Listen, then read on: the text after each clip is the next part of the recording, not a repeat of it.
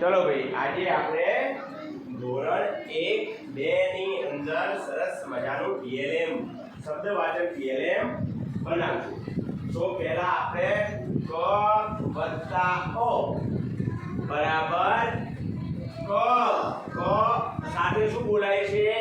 ઓ. ક વત્તા ઓ બરાબર ક. કા કઈ રીતે બોલાય?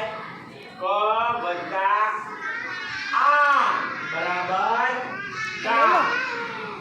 હવે જો ક થી શરૂઆત થતા વાળા શબ્દો આપણે લખીએ.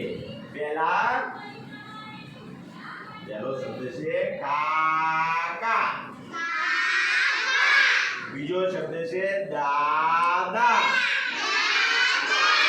કાકા, દાદા, ચાચા. કારણ કે એની સાથે કાનો જોડાયેલો છે. ક વત્તા આ બરાબર કા થાય. હવે પછી મામા. મામા પછી મારા.